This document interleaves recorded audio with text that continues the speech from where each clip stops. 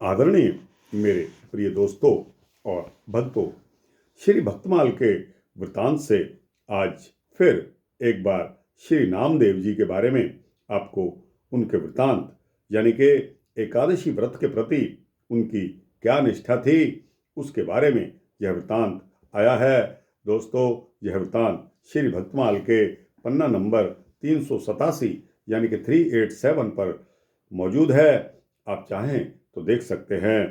तो दोस्तों, शुरू करते हैं। श्री नामदेव जी की एकादशी व्रत के प्रति क्या निष्ठा रही।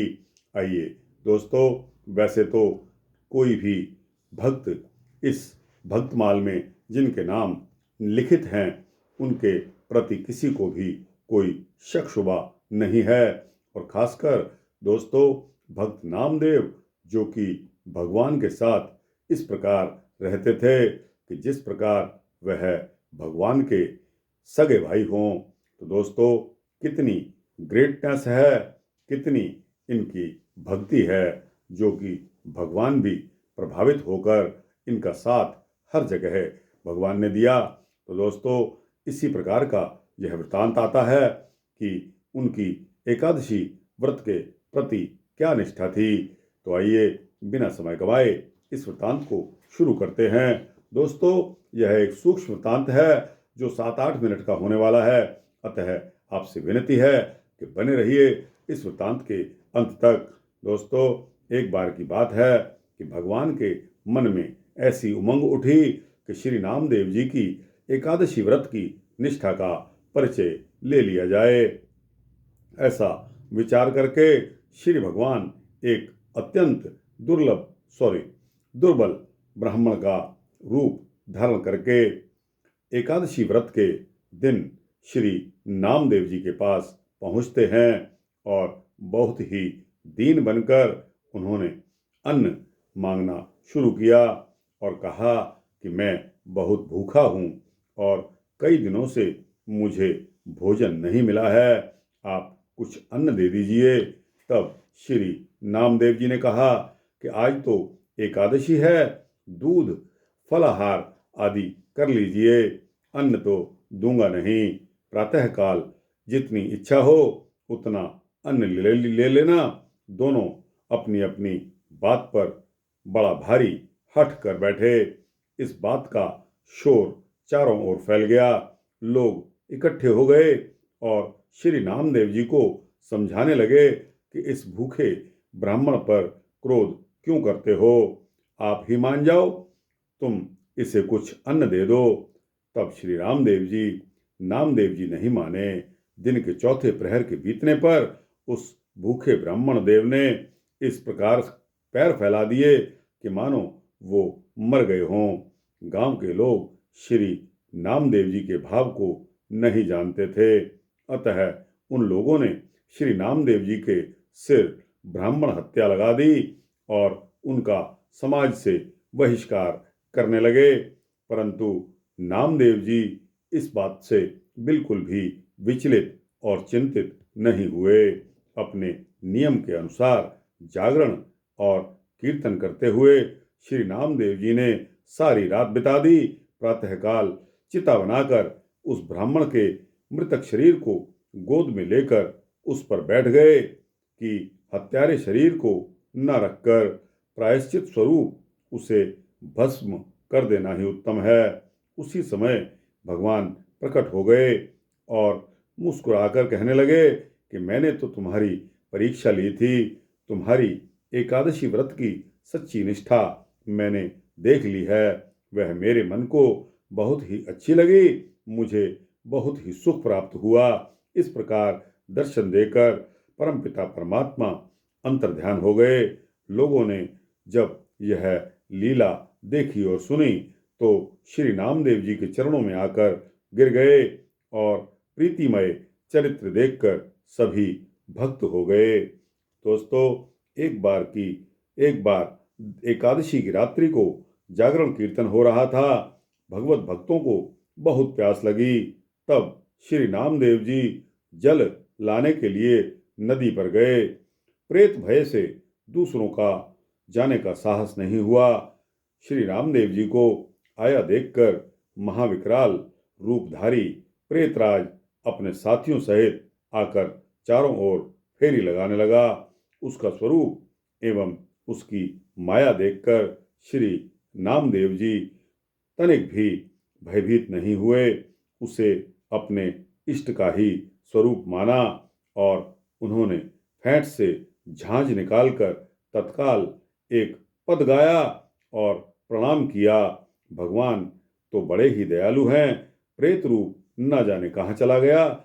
शोभा धाम श्याम सुंदर प्रकट हो गए, जिनका दर्शन करके श्री नामदेव जी अति प्रसन्न हुए और जल लाकर उन्होंने भक्तों को पिला दिया।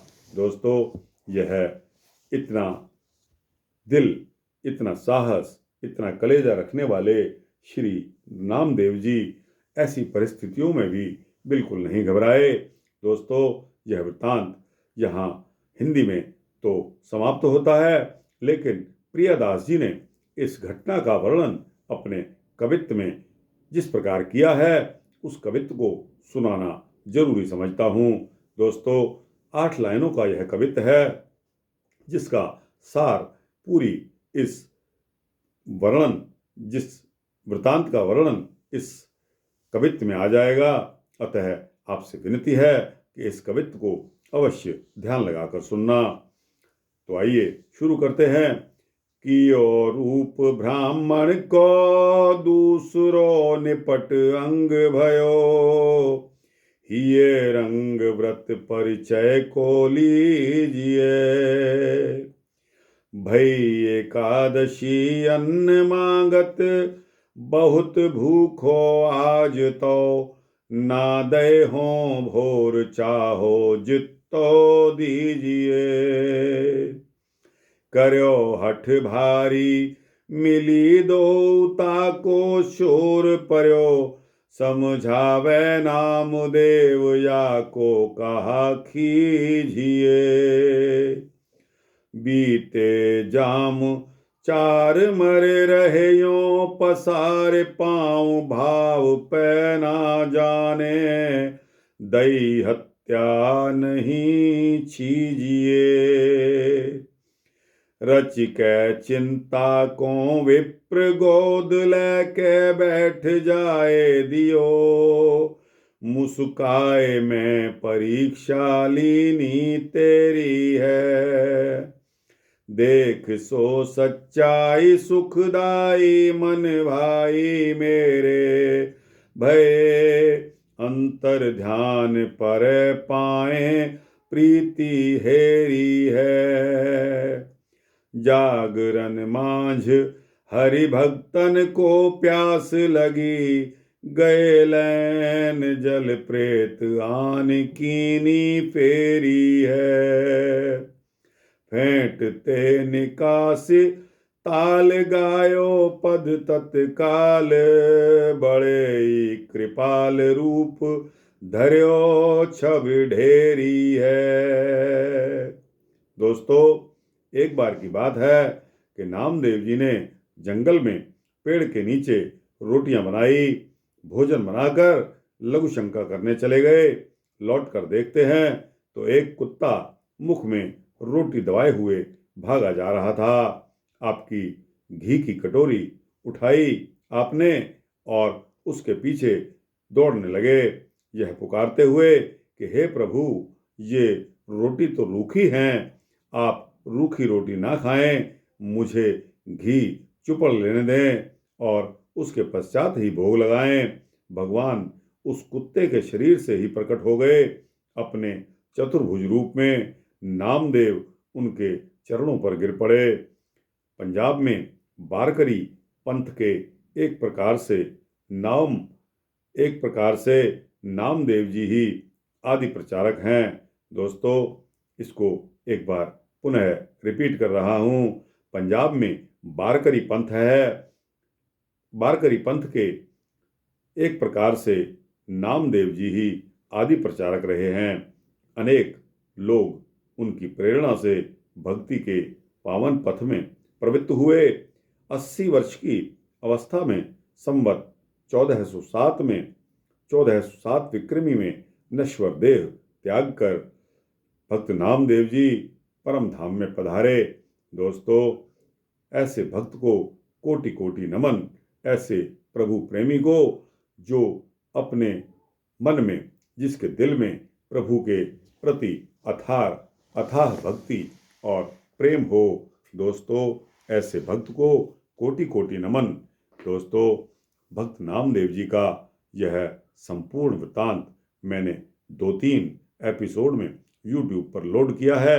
आपको अच्छा लगे तो दोस्तों इसके तीनों ही पार्ट देखने वाले हैं। बहुत ही सुंदर, मनोहारी और दोस्तों भक्तों के हितकारी, कितने ही सॉलिड भक्त श्री नामदेव जी, जहां महाराष्ट्र में उनको भगवान विठल के साथ पूजा जाता है। इतने सुंदर, इतने पहुँचे हुए, इतने आस्थावान भक्त बहुत कम मिलते हैं।